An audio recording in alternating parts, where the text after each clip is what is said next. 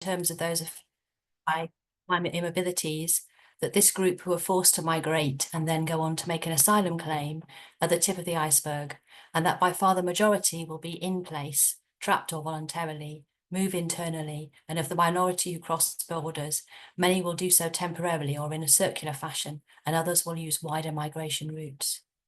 So of course, we're doing this in the context of COP29 at a time when climate breakdown has already started.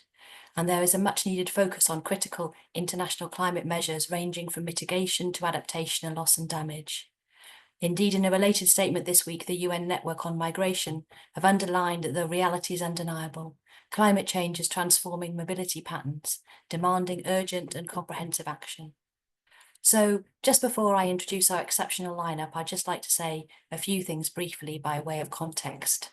So first of all, about myself as the chair, I'm a human rights lawyer, developing a preoccupation and fascination with the intersection between climate and environmental factors on one hand, and climate abilities, forced migration and international protection in particular on the other.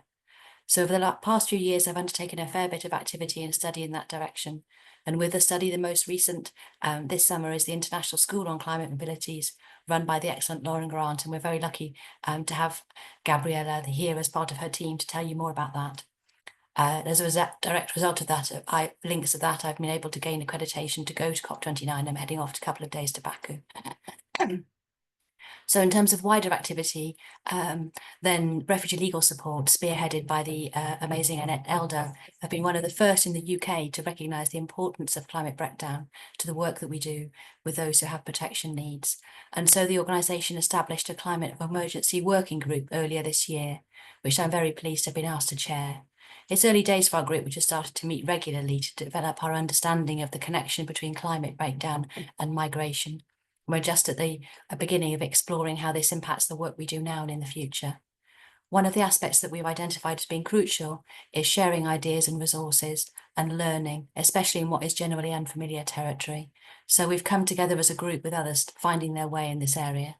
This is a newly established group who are starting to consider how to integrate a climate element into immigration practice in the UK. So as well as me today as founder members of that group, you also have Yumna and Adam. And indeed, it was Adam who coined our name, the Immigration Climate Collective. We have some activities planned for the new year, so keep an eye out for that. There are plans for a round table in January and training in February, kindly joined by Professor David Cantor of the Refugee Law Initiative, showcasing his long expertise on this topic, and in particular, the Refugee Legal Initiative Declaration and linked analytical paper. So back to the here and now. Here I am, really delighted to be able to be at the point where I introduce the panellists who will each draw on the work they are carrying out in their individual and collective capacities to advance the legal rights of those in question. So first of all, we have the inestimable Yumna Kamal, co-founder and executive director of the legal think tank Earth Refuge, specifically focused on this climate mobility question. She's also the joint initiator, along with the Global Strategic Litigation Council, of the Climate Law Database, a new international database covering both internal and cross-border displacement that she's going to tell us about, along with Maureen Orkoth, who we're also very fortunate to have attending, and also in her case from the Global Strategic Litigation Council, and speaking to her considerable experience as their regional litigator for Africa. And next comes Adam Jones, an experienced solicitor who practiced at the UK's Joint Council for the Welfare of Immigrants.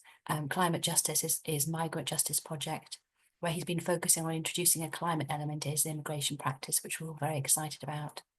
And then we move on to Alma Francis. They've been an expert at a global level in this space for more than a decade, and so we're extremely fortunate to have them join us. They're the climate director at the International Refugee Assistance Project and producer of a much needed training for legal practitioners, which I was lucky enough to attend myself back in spring, and also a linked practice guide amongst many other contributions. Alma is also non-resident fellow at the Sabin Center for Climate Change Law at Columbia University.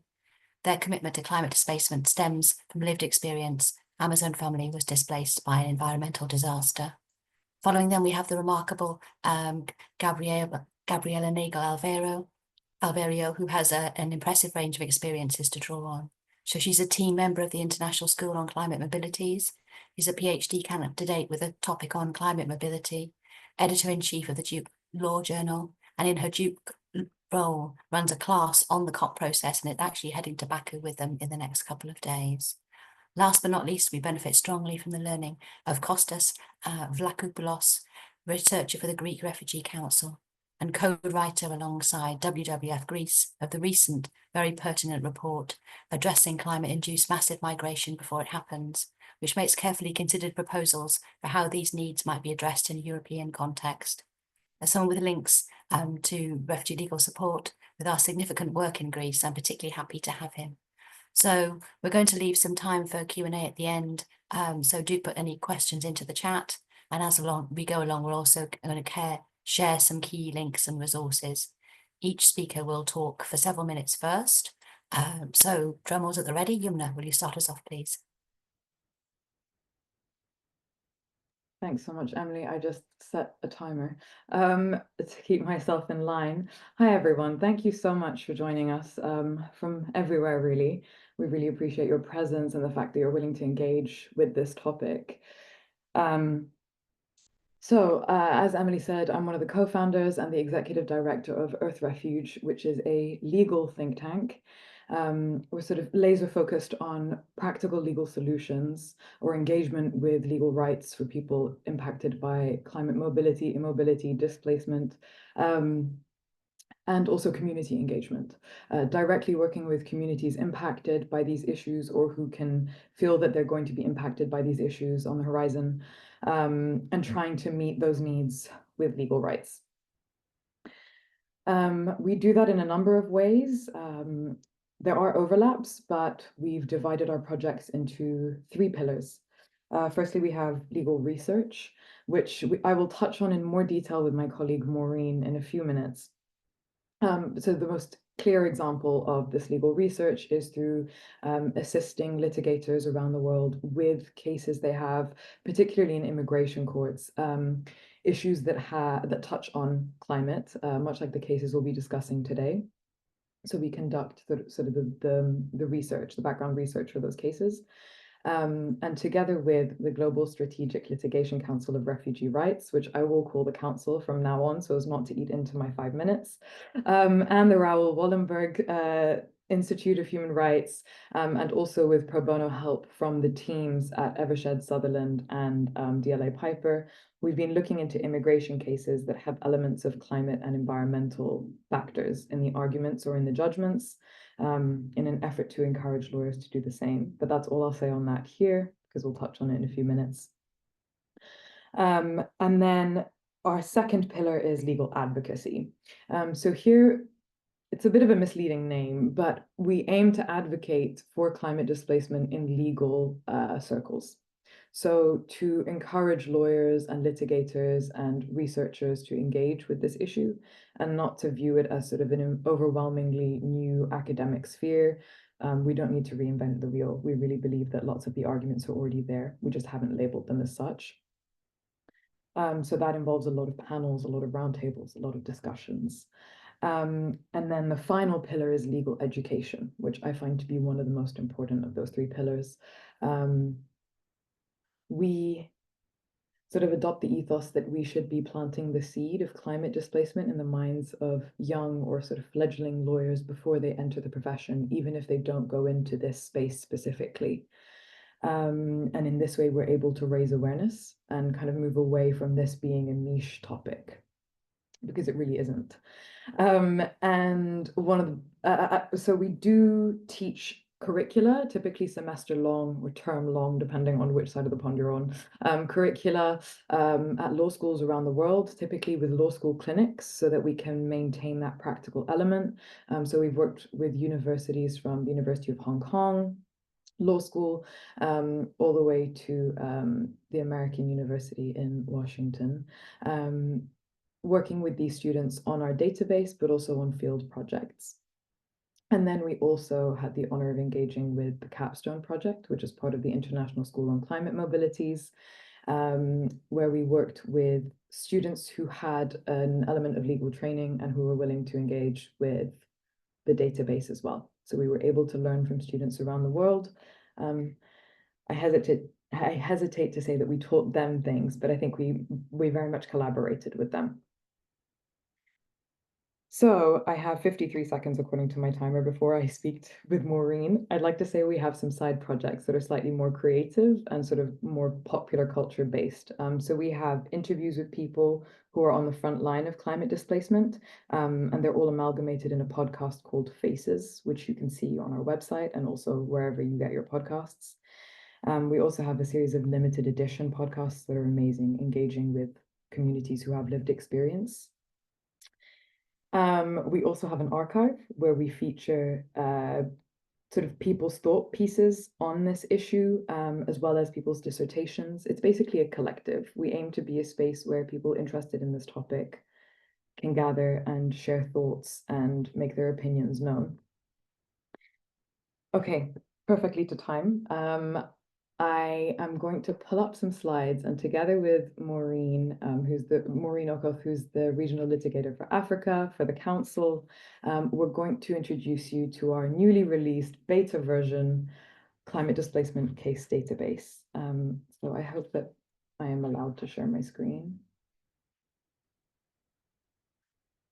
Okay. Can you see my screen? Fantastic. Maureen, over to you. Thank you so much, Yumna. My name is Maureen Okoth, and I'm the regional litigator at the council, as was introduced by Yumna. And just to give, before I proceed, I will introduce the council later on in the presentation. But for now, I would start by giving just context of the database and why it came to be. And according to research by UN Refugee Agency, extreme weather-related disasters have displaced 21.5 million people annually since 2008. And this number is likely to rise as the effects of the climate change are being felt across the world. Therefore, as a result of this picture, the Global Strategic Litigation Council, Earth Refuge, the Raoul Wallenberg Institute, and the Zolberg Institute are excited to announce the launch of our groundbreaking database. This database, I must say, is one of a kind. It's the only database in the world with climate change displacement cases across the world, and therefore it's very unique. This database is a public library of global litigation related to climate displacements that civil society and other practitioners can access to create strategies and enhance their impact in this area of law. I have said that it is unique, and why is this database unique? One is that we undertake rigorous analysis of all cases to understand how it can be leveraged to advance climate migration litigation. Also, we will be running blogs spotlighting important pending cases and insights and analysis from the database on emerging litigation trends across times and regions, because we know as we progress, there will be new jurisprudence coming from across the globe. Thank you, and I will invite Yumna to take on from there. Thank you. Wow. No, I'm not. Okay. That was record timing. Thank you so much, Maureen. I'm going to now just share my browser screen and give you a whistle-stop tour of what the database looks like. I should say it is in its beta version, meaning it's not as glitzy and glam as it will be as the final project, but I must say it is still pretty great. So this is what you see when you reach the climate law database. There are links to it everywhere, but perhaps we can do a post workshop handout and send out the link. So when you open up the database, you'll see a timeline of cases. So when they're litigated and where they reach. And then on the left-hand side, you're able to filter through what you're looking for. So whether you're looking for a specific host country, a type of mobility, so whether, by this we mean whether it's cross-border or internal movement, years, so on and so forth. I don't need to read it all out. We also have this really helpful graphic in the middle, which highlights the specific type of environmental or climate event that may have impacted someone in their case. So I'm going to really quickly show you a summary. I happen to be clicking New Zealand. I wonder why. I'm going to click a really unknown case called AF Kiribati, which is a really important case about climate displacement, one of the first that sort of touched on this issue. And you'll see that we link to court judgments. We highlight the sort of specific identifying factors, whether the court is discussing the climate impact or the applicant is. And then you'll have the background and various other highlighting factors. But the most special point and the point of the database is the lessons tab, where you'll click and be introduced to a climate displacement analysis of each case, which litigators are welcome to adopt or improve upon, or in fact, give us feedback on. We have plenty of cases waiting kind of stage left, which are soon to be uploaded, but there's already quite a few up there. And with that, I will pause and hand over to Adam. Oh no, sorry, back to Maureen. And I will share the slides for you now. Thank you, Yumna. On the next section, I'll be talking about the legal pathways to protecting climate displaced communities in Africa. But before we do that, allow me to introduce the Council. So at the Council, we use the power of the people and the power of the law to advance the rights of the people on the move. We invite and support a coalition of over 500 refugee and migrant-led organizations, NGOs, lawyers, advocates, and academic experts with strategic litigation and advocacy across the world. And we have regional networks. We have regional network in Africa. We have regional network in Asia. And we also have a regional network in South America, Latin America, and Caribbean.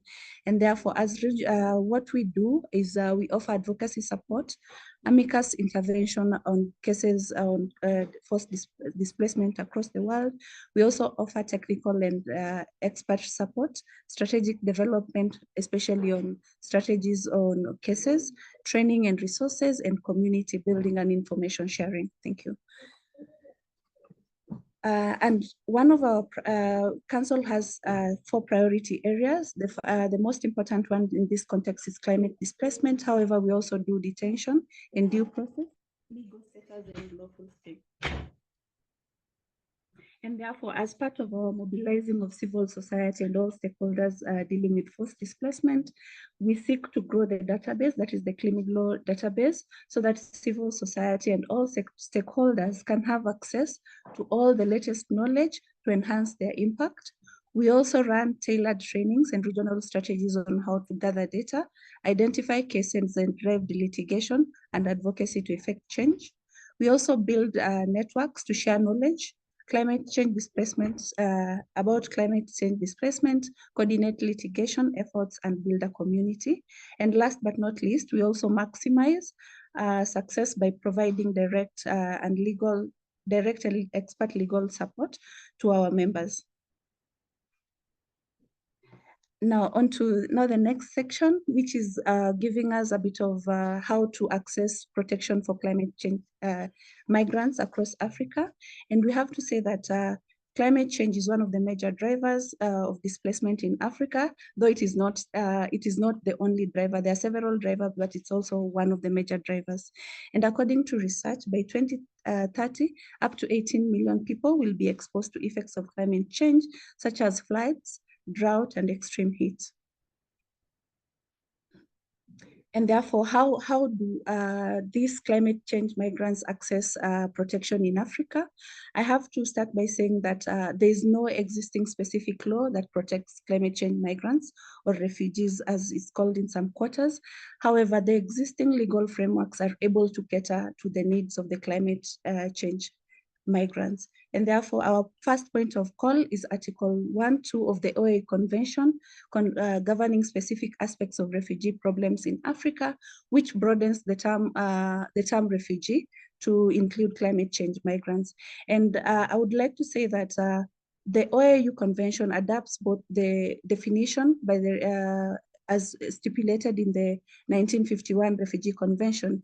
And then secondly, it also adds another description that indicates that events seriously disturbing the public can be considered as a reason for migration. And therefore, from that particular provision, it can be inferred that climate change migrants can migrate from one country to another and fall under climate change migrants.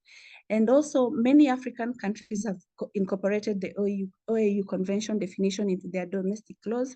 And what this does is that it allows them to grant prima facie refugee status, typically on a group basis, which could potentially include individuals displaced by climate change. And just to give a point in reference, in Kenya, the time and again, the government has gazetted the designation of prima facie refugees, and most migrants from Somalia and South Sudan have been granted access due to the prima facie status, because they undergo not individual status determination, but group determination, and therefore they're not required to prove that they are running away or they're fleeing as a result of climate change. Just to say that there are other also the African Commission, which is one of the enforcement mechanisms under the African Charter on Human and People's Rights, has explicitly broadened this definition to include climate change migrants. And now this, as opposed to the OAU Convention, where climate change migrants can be inferred, this is an explicit definition of the term migrants. And therefore this, together with the African Charter, grants the refugee protection under the Act. And also Principle 20 provides the right to protection against discriminatory and arbitrary expulsions. What this does is that it reinforces the non-refoulement principle and does not allow states within Africa to refoul climate change migrants. And therefore, just as I wrap up, I would like to say that if any of the members attending would like to join the council, we will provide the link at the end. Oh, sorry, just to go up. There are other, sorry, just a moment. There are other regional human rights framework which offer complementary protection to the OAU Convention on Refugees. And a point in call is the African Charter, which provides several rights that can be invoked by refugees seeking protection.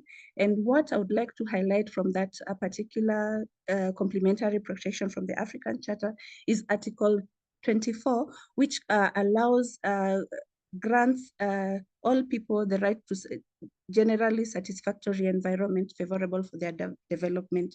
What this means is that any refugee who's been affected by climate change can approach any court, either domestically or regionally, and claim a violation of their right to a clean and healthy environment. Thank you.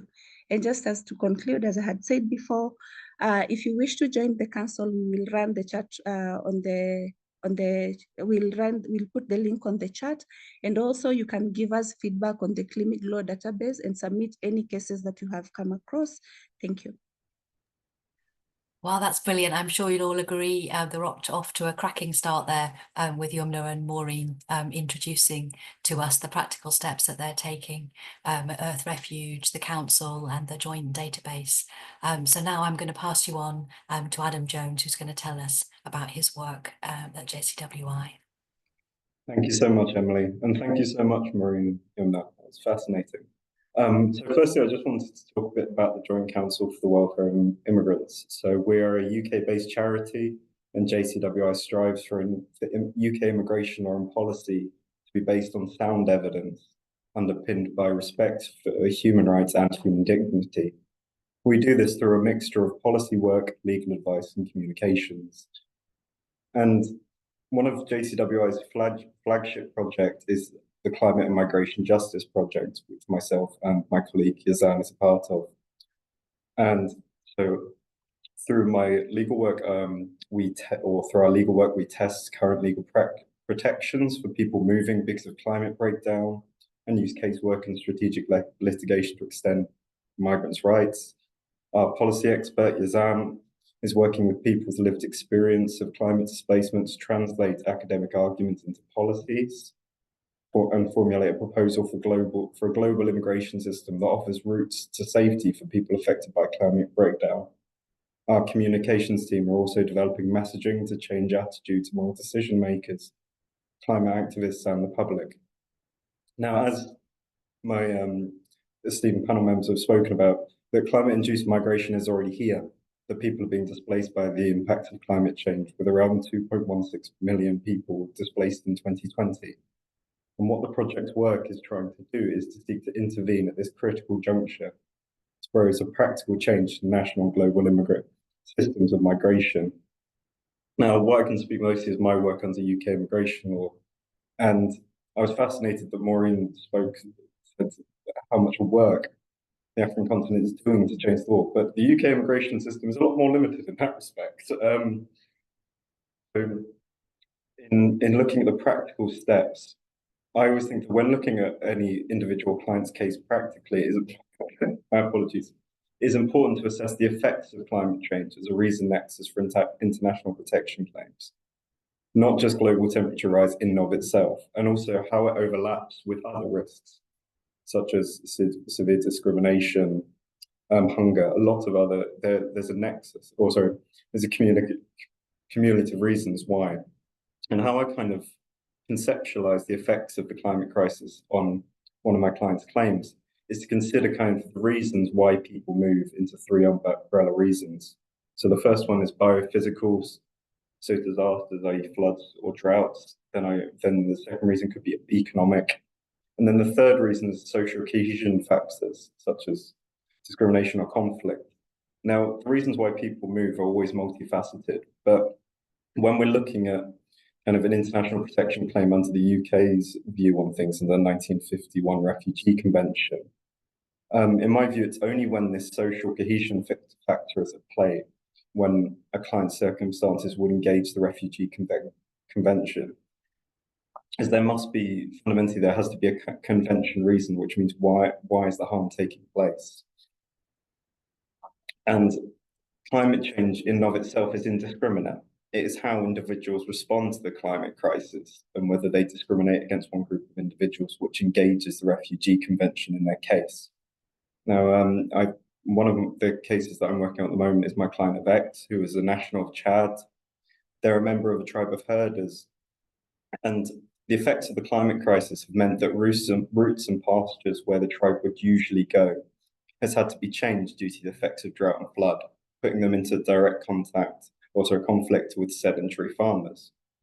This conflict has happened for years, but the climate crisis is exacerbating the conflict. For example, in 2021, more than 1,000 people died, and more than 2,000 were injured due to this conflict. And again, it must be considered with other factors, such as in Chad, there was the death of the president a few years ago, and that's created this instability. But climate change is exacerbating this issue.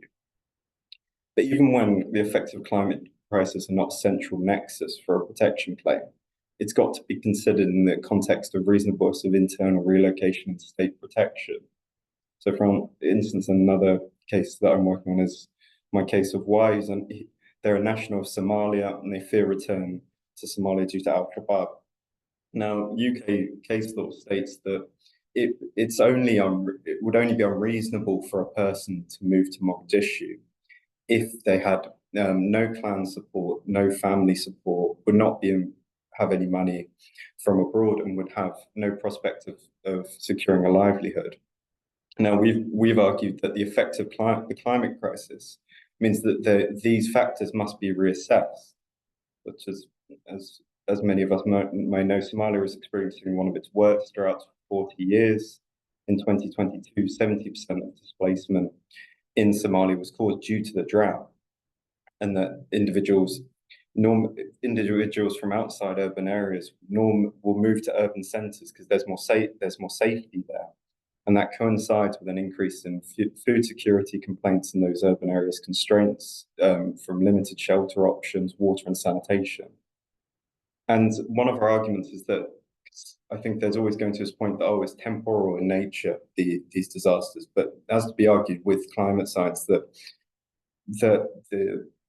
these issues, with also correlating constraints on resources, will continue to become even more pronounced. So kind of summarizing it all together, and the practical steps, I would say that when looking at someone's protection, it's not just to jump on the fact that the individual used to live in an area that is affected by climate change, but understand what effects the climate crisis is having on that community in question, how people are responding to it, and how the particular individual is affected by it.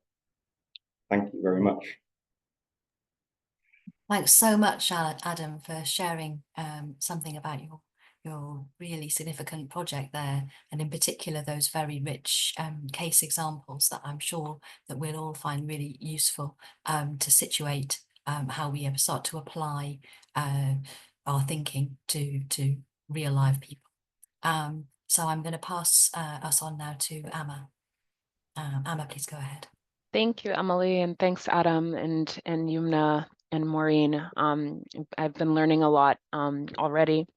So I want to thank the audience also for sharing your morning or afternoon or evening, wherever you are with us in the midst of the UN climate talks and also following the US elections. Just really appreciate people taking some time to hear about this really important issue at the intersection of climate and migrant justice, which is climate displacement. So I just want to start by acknowledging that even if we did everything we could to reduce carbon pollution, there are still changes that are locked in to our climate, which means not only that people are on the move right now, but also that there will be people who will have to move in our changing climate. And so having adequate legal protections in places is really quite important. And I think that we've heard from others of the emerging frameworks that that are quite promising, and it's important that we build on that work. I'll just share a little bit about IRAP, the International Refugee Assistance Project, which is the organization I work for, where I lead our climate work as a climate director. The International Refugee Assistance Project, IRAP, is a global legal organization. We litigate, we directly represent clients, and we also engage in advocacy. And we started our climate program about 4 years ago now because we were hearing from our clients that climate change was affecting them. And we recognized that the law had very little to say about it. And I'll just note that we're based, I'm attached to our US office in New York, but we also have offices in Jordan and Lebanon and Europe. So really have a global perspective on this issue. But within the climate displacement program, we really focus on increasing legal protection and also take a regional approach to the work, recognizing that many people, when they cross borders, move regionally. And I will share just a bit about, I'll highlight one of our projects, and I'll keep my remarks quite brief, but I will highlight one of our projects. We worked with 4 other organizations, Al Otro Lado, Kids in Need of Defense, Las Americas, and Haitians Bridge Alliance, to survey thousands of our clients to understand how climate change was affecting them. We spoke to nearly 4,000 migrants and displaced people in the Americas to find out how climate change had either contributed to their journeys or affected their journeys in transit. This work I see is important because a lot of the numbers that we have, a lot of the numbers that we use to get a scale of movement can focus on sort of future projections or not tell us with much granularity sort of where people are moving and how they're moving. So we focused on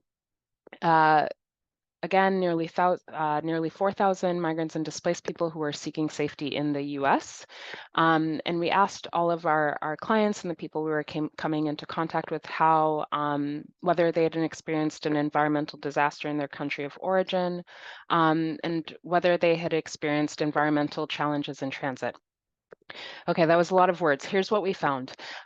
We found that 64% of people had either experienced an environmental disaster in their country of origin and or an environmental disaster in transit. Now, this is not to say that 64% of people coming to the US are climate migrants. It's not a representative sample size, but it does tell us that climate change is having a significant impact on immigration in the US and within the Americas. And also that climate change is making people's journeys to seek safety even more perilous. I encourage everyone to check out that work, and I think Yumna just dropped the link in the chat. Thank you, Yumna. highlighting that there are a number of other questions we asked folks seeking to understand health impacts, how this intersected with domestic violence and other issues. And really, it was both heartbreaking and heartening to see, to hear the stories and also witness people's resilience. So really encourage people to check out that work, which is memorialized in a report. I'll just end by saying, coming on my 5 minutes here, that this is the moment to do something about climate change. It's been the moment, but really it is. And so I think Adam's project title says it well. Climate justice is migrant justice, and migrant justice is climate justice. It's really important that we're aligning our movements and working together. So grateful to be in conversation and looking forward to the Q&A as well. Thank you so much, Amma. We've learned such a lot there about IRAP and your work, and I know there's a lot more to discover. Now we're ready to hear from Gabriella, who's going to tell us about the various different things that she's involved with relating to climate change and the law. Thanks, Gabriella. Great. Thank you so much. And thank you, Emily and Yumna, for hosting this very wonderful panel. I am going to start and dive in. I research the legal protections for climate migrants. So I'm going to touch very briefly on some of that, actually driven and rooted in the climate migration legal database that Yumna and Maureen presented to you all. And where I'm going to start is, we often talk about international protections for climate migrants, and it's very important, and we absolutely should. And often I wonder, though, if it's just because we see more movement in the international space with these new decisions coming out from tribunals, with the treaties that we're seeing. And I wonder if we ignore a little the domestic protection landscape. And so I'm going to share with you two cases that elucidate to me how, if we continue being strategic and working together from all of the countries that we live in to really think about where we shouldn't bring cases and where we should, and what kinds of cases those should be, to expand legal protections so that people are able to go to different domestic, to different countries. I think that's a movement that we should be thinking about and going towards. So an example to highlight what this looks like is the case of Mr. Sheel, which occurred in France. He is a Bangladeshi. He's from Bangladesh and suffered from asthma and sleep apnea. In France, there's a law that you can receive permanent residency if you can prove that you have a health condition with extremely serious consequences and that you can't receive care for that condition in your home country. That has been around, but the relevance for climate migrants here is that when Mr. Sheel was granted residency in France because of his asthma and sleep apnea, the court specifically noted that air pollution in his country was worsening and exacerbating his asthma.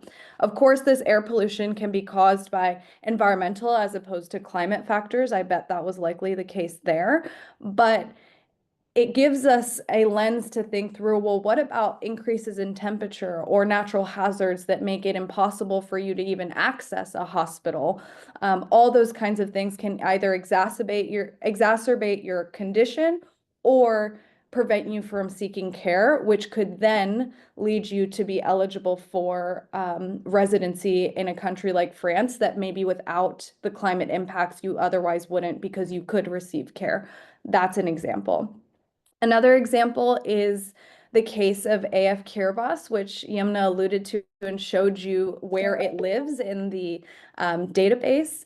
And this case is important not because of the outcome for AF, because actually AF didn't receive asylum in New Zealand. And this is a domestic interpretation of international law. So when interpreting the Geneva Refugee Convention, the New Zealand court said that in this case, we don't think that the effects of sea level rise and the sudden onset disasters that AF has faced amount to persecution, because we don't see evidence of persecution by the state in these. But we can imagine, and they put this in their opinion. We can imagine a situation in which it would rise to that level. Say if a state is no longer giving humanitarian assistance to one group and not another group, or a natural disaster then triggers armed conflict. These are the kinds of situations where now, if we see those examples in real life, which I think we do see those happening already, it could be worth bringing a case in New Zealand saying, actually, now this is happening, and expanding that protection there. And that's what I mean about expanding these rights strategically based on what the courts have already said. That is my very brief, because we only have a short time. I'm happy to chat more about this. This is a broader project that I'm working on. But I want to turn a little bit to COP29. That is happening right now. Emily and I will be there very soon. And how are we expecting to see climate mobility incorporated there or not? And what can we do as advocates to make sure that it is incorporated? COP29 is known as the finance COP. It's being called that because we are negotiating for a new quantified goal on climate finance. What that means, not in jargon form, is that the negotiators are deciding how much money we are going to put into a fund that goes to mitigating climate change around the world, who is responsible for contributing to that, and how much. We have had goals in the past for climate finance that we've blown past, as in we didn't meet them, not as in we've contributed too much, definitely not that. And so when we're talking about climate finance and climate mobility, the advocacy here is to make sure that both the climate finance discussions and the loss and damage fund negotiations are made explicitly accessible to climate migrants. Obviously, when we're talking about climate adaptation and loss and damage, finance that goes to those things will help people potentially not have to move, or help them when they get to their new destination. But being explicit that maybe we should be thinking about the unique experience of climate migrants before, during, and after, when we're talking about where these funds should go, is something that we can push for. Secondly, this COP is a progress assessment, so to speak. So countries every 5 years are submitting what we have done for mitigating climate change, and they also submit adaptation plans. And here we're assessing where are we, how have we done on those to a certain extent. And what we can push for, both at COP, but actually for all of those not going to COP in your own countries, is that in your nationally determined contributions and adaptation plans, that mobility be incorporated. And that can be all the way from before the migration in terms of risk reduction and early action, or actually saying we have regular migration pathways available for those impacted by climate change. That could be something that's implemented in an adaptation plan. And the benefit to doing it there, as opposed, in addition to, I would say, regular national policy, is that by linking migration to climate change, you also get access to these funds we were just talking about, potentially, which can go to helping migrants regardless of the reason of which they are migrating. The last thing I'm going to close with, which Emily has talked about, and which is a partnership with Earth Refuge, is the International School on Climate Mobilities. This school occurs every summer. We have a week focused on legal protection of climate migrants, but the rest really is, if you're interested in learning more about climate mobility from lots of different angles, we accept students from all over the world. It meets twice a week for several months over summer, and it's just a great way, since this is such a new, developing, emerging topic, and yet we know it's so important, to connect with others who are interested in the same thing. It's hosted by Beyond Climate Collaborative. That's the organization, and I'll put the LinkedIn in the chat after this, so you can follow, and that's where you'll receive updates about the application in the school next year. But with that, I'll stop, and thank you for my time. Thank you so much, Gabriella.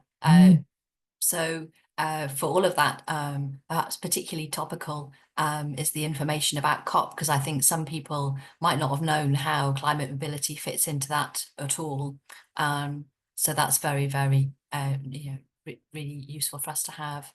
And definitely the ISCM as well as a course to fit in to how to learn about these things. I think For me as a lawyer, I think one of the things that I realized first of all is a lot of it isn't about the law, it's about just understanding the climate and the environmental background. And that, of course, I would tell you as a satisfied graduate, is something that really does provide that. And I know we're doing more together when we get to COP with the founder, Lauren Grant, who and Beyond Climate Collaborative.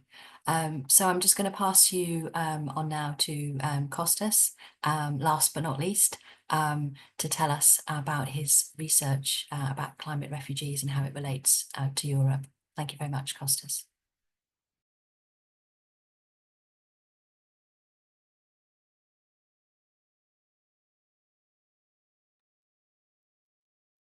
Hello all. Thank you very much for inviting me today to speak in this extremely interesting panel and discuss actually a very hot topic, the climate displacement and any implications or policy proposals or any practical steps actually to address this issue. Next slide, please.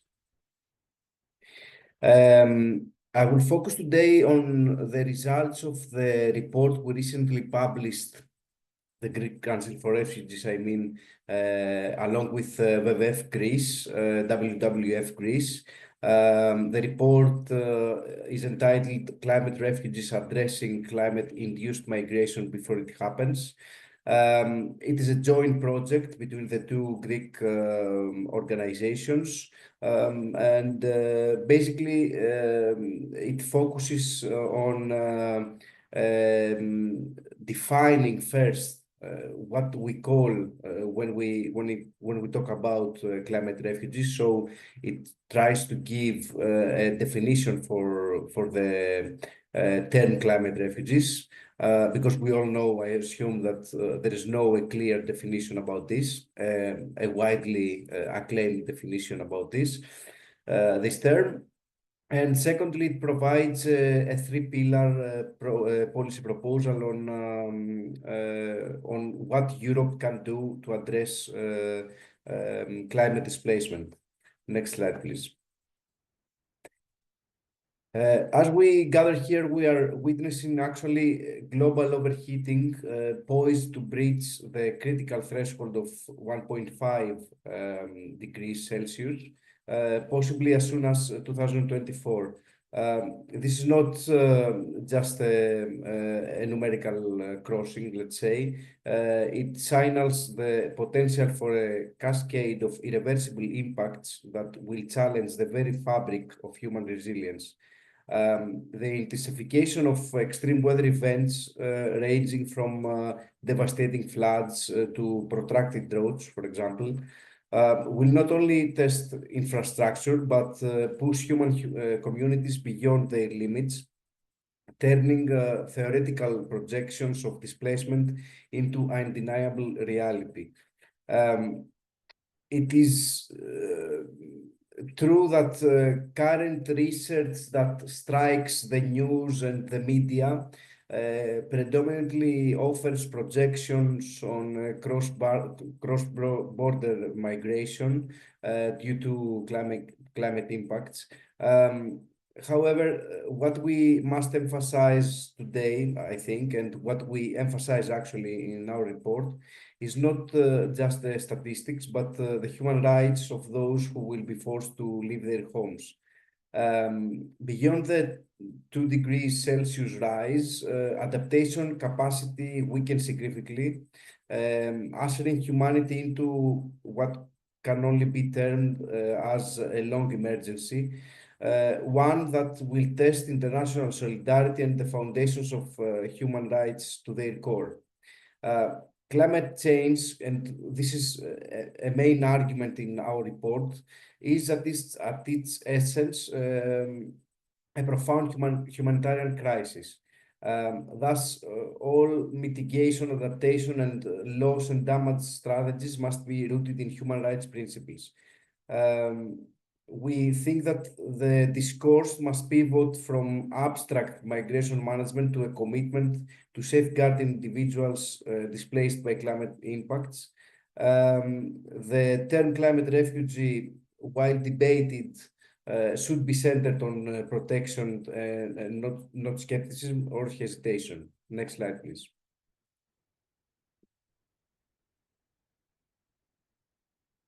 Next slide. Yeah. The broader Eastern Mediterranean region is emblematic of this crisis. Already it suffers from severe climate-related disasters, serving as a critical gateway for migration from Africa and Asia. And we see there prolonged droughts, floods, and temperature extremes are no longer isolated occurrences. They disrupt livelihoods actually and compel communities to move in search of safety and sustainability. Next slide, please. In light of this, we argue that Europe stands at a pivotal juncture. The European Union, built on robust humanitarian and legal commitments, is uniquely positioned to lead by example. It is not only capable, but morally obliged to extend its protections to climate displaced individuals. Doing so would uphold Europe's long-standing tradition of sheltering those fleeing persecution and conflict, aligning with the foundational values that the EU champions on the global stage. Next slide, please. One more. Yeah. But it is important to admit that for Europe to assume this leadership role, proactive mechanisms must be implemented. We need frameworks that ensure the safe and orderly movement of those displaced by sudden and slow onset climate events. This means not only granting refugee status, but also legislating clear pathways for temporary protection and asylum rights, specifically tailored to the challenges posed by climate migration.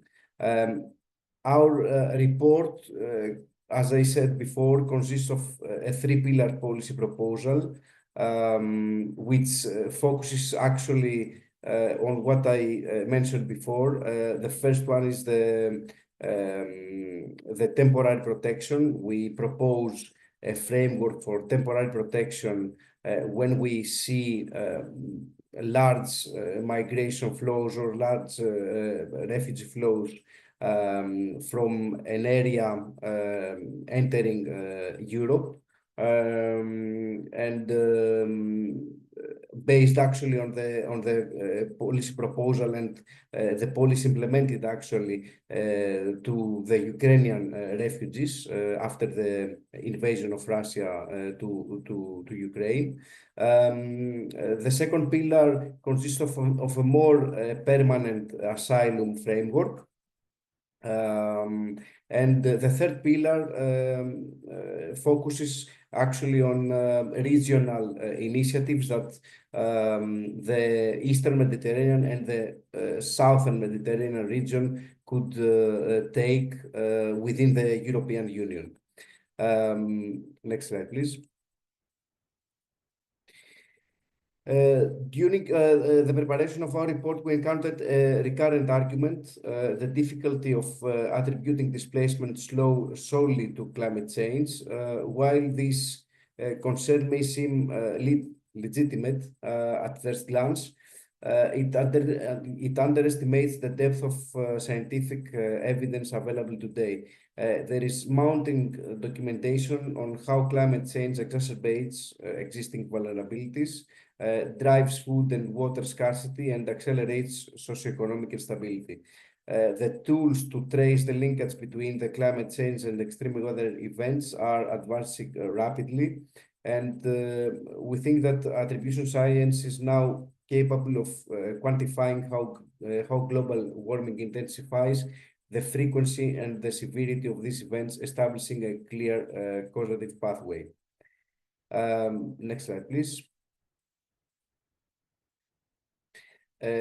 Our report focused on cross-border migration, emphasizes the importance of Europe setting a precedent by championing legislative and humanitarian initiatives.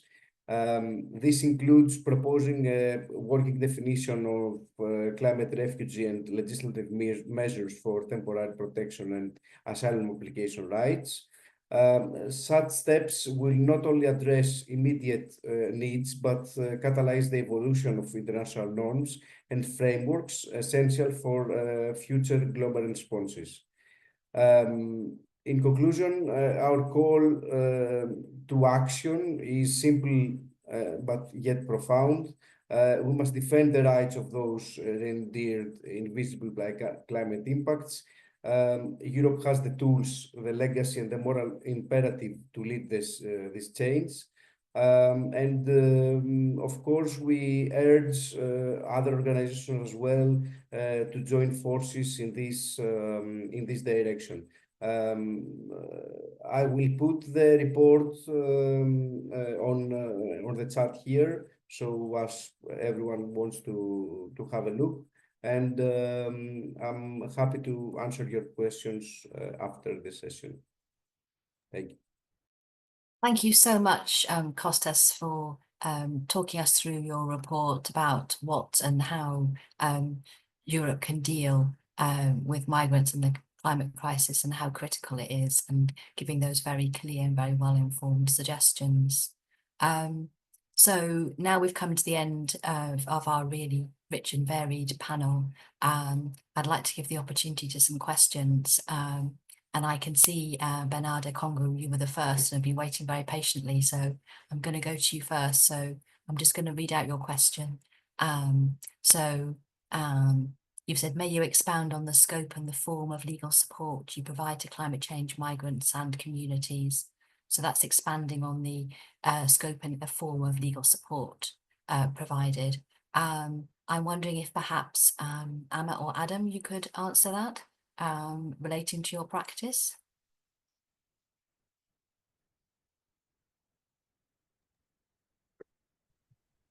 Amma, would you like to start? And then I was going to say, Adam, go ahead, and you unmuted, and I'm happy to jump in after. Why don't you both? Yeah, that sounds great. Thank you. Okay, so we represent individuals from the very beginning when they come up until up until the ending of their case. So throughout the whole journey, we will represent them. Thank you. Amma? Thank you for the question. And I'll just, Emily, you had pointed to a resource that we had developed that I'll just flag. We had developed a legal practitioner guide that highlights some case examples and also some approaches in using refugee law to protect people who are displaced in a changing climate. So I will link that in the chat afterwards, but flagging that resource. Right now, the shape of our representation work is in the form of referrals. So we are working with some partner organizations whose names I don't necessarily have permission to share, so I won't, but we are working with some partner organizations to place cases, a set of climate asylum cases with pro bono law firms in order to both support people in their cases and also build up the case record and legal theories around this issue as it pertains to asylum in the US. Oh, fantastic. Wow, I'm really pleased to hear that. So the next question is about COP. How open do you think they'll be at COP to the discussion of including funds for climate mobility? I'm wondering if Gabriella, you might be able to take that. I know that you actually run a class on the COP, the COP process practicum. I believe you're bringing your class to COP. So you sound like the kind of person, no pressure. No, it's an answer to that question. Thank you. Not at all. I'm happy to. I would answer this with mixed feelings. The things that give me hope are that we do have a task force on displacement within the UNFCCC process, and they create recommendations for the negotiators to consider. So there is at least a formal process for climate mobility to be taken into account and assessed, and for capacity building to happen within countries, even if it's not included within the specific agreement that we come out of this COP with.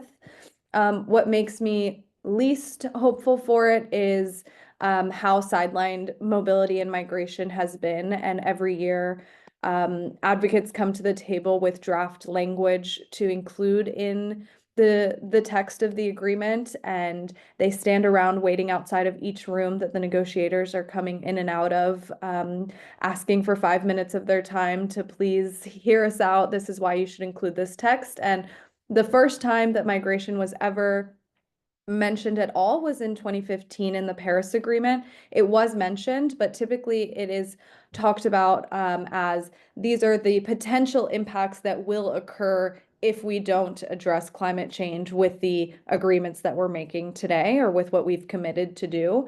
So at least we know there's precedent for it being included, but I'm not overly hopeful that by the end of this year, we're going to have climate finance writ large being given to climate migrants specifically, though I do think it's what we continue to push for, because though this is the year we're determining a goal, what happens at COP is that one thing gets decided, which leads to 100 other decisions needing to be made for the next COP and the next COP and the next COP. So the more that we think about this now, the more we can push for it in the future. Thank you very much for that excellent, very comprehensive answer, both telling us about the possibilities and the challenges. Can I actually jump in on that, Emily, just to add one other thing that Definitely. makes me hopeful, because Gabriella's right. There's definitely this point around finance and how that will pertain to mobility, and there's also the loss and damage fund, which we haven't spoken too much about. And something that gives me hope is in the scope of the loss and damage fund, mobility is clearly mentioned. So that opens the door for loss and damage funding to go towards projects that support people on the move, and want to name that as well. Thanks very much for that addition, Emma. So I'm going to go to the next question. So I'm aware we've only got several minutes left, unfortunately. So Janine, this is your question. Thank you for saying this is very interesting, although it's new to you. We're very pleased about that. So your question is, what do the panelists think of the relationship between the Refugee Convention and the best strategies to meet the legal protection needs of peoples forced to move due to climate change? And is the convention useful? Should we be wary of opening it up too much? Would like to see that. I can see, Amma, you've got a thoughtful look on your face there. Maybe you want to take that. Sure. I'll be quick because I'm sure others would love to jump in on this as well. I think that as this panel has highlighted, there are a number of legal tools and frameworks in the toolkit, and we need all of them. I think the Refugee Convention is a useful framework, but noting that not everyone will qualify as a refugee, although some people who are climate displaced will. And so other mechanisms are really important. And for me, especially mechanisms that allow people to move before disaster strikes rather than afterwards. Thanks very much. If anyone else wants to come in on that. I'd like to jump to the next question. I'd like to jump in just quickly as well and Fantastic. highlight. Oh, I think there's a lag. Can everyone hear me? Mm-hmm. Yep. I'll jump in just very quickly and say we get this question a lot. I think everyone here probably gets this question a lot. And so I put everything Amma just said, but also a couple of other thoughts into an article, which I will link now. But a big thing to note is that not everyone who moves, not just flees as a result of climate factors, crosses a border. And so automatically they then do not fulfill the Refugee Convention definition. Another thing to note is that the UNHCR has kind of softened towards climate displacement and published some additional guidance on the fact that the definition can incorporate climate change as like a cumulative harm that causes displacement. But although that's a very nice sort of soft law nod to the existence of climate change migration, those cases haven't been sort of legitimate. No cases have explicitly been brought under that additional guidance. So I'll share that article and some further thoughts I popped in about internal displacement and rights there as well. And the fact that we need a nuanced approach. May I take 1 minute just to step up on what Yumna said? Indeed, this is a very interesting discussion, and many people raise all these arguments about the Refugee Convention and why not including people displaced due to climate reasons. The discussion among lawyers and academics and all these are really debated, and what is important now to stress here, and we have stressed it in our report as well, is the difficulty to isolate climate change as the sole reason for people to move. Of course, there are instances or events that force people to move, and this might be the sole reason. But in most cases, it's very difficult to identify this. Although there have been some attempts to not change exactly the Refugee Convention, but adding a protocol on the Refugee Convention and include this category as well. We have seen the report of the Human Rights Rapporteur, like in 2023, if I remember correctly, the Human Rights Rapporteur of the United Nations. He submitted a report, Fry, actually, his name is Fry, submitted a report on this and suggested that we should now act in this direction. I mean, to include the protocol to the convention. Otherwise, tomorrow will be really late. This is from me, and we can discuss it further if you want. Thanks very much for that contribution, Kostas, and others. I think we have time for that final question, and this is from you, Olivia. So, how can international protection mechanisms be helpful in the case of internal displacement, which currently affects most of the people displaced due to climate?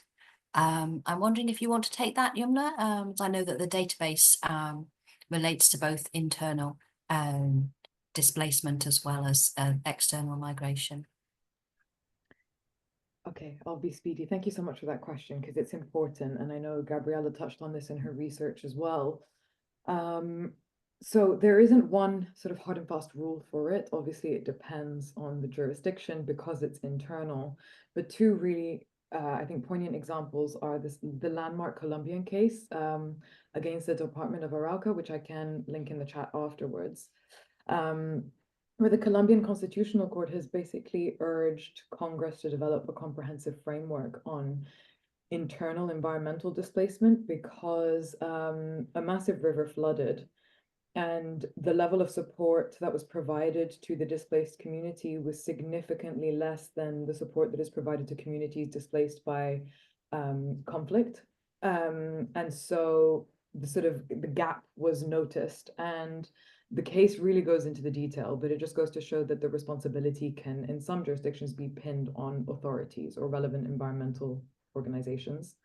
And the other case, very quickly, is the case of Daniel Billy and Australia, or the Islanders case, which is an Australian case where the UN Human Rights Committee found that Australia was liable for not taking steps to address foreseeable displacement as a result of climate change. And this was for an indigenous group. So not specifically to do with movement, but it does sort of pin responsibility for internal climate issues on the state for not taking mitigation and adaptation measures. And I'll link those in the chat. Still 6:45. Emily, over to you. Yes, it is that time. Unfortunately, it looks like, I mean, we've got, we could all talk about this for weeks, I'm sure. But our time has come to an end, and we do need to stop now. But thank you so much for being such an engaged audience listening to these fascinating presenters present all their really wide range of work topping, you know, on this topic, which is very urgent, as we know, and is really amenable to many different perspectives. Hopefully, you've been able to learn, and we've been able to learn together. And we've also got a bit of further reading for you in the chat.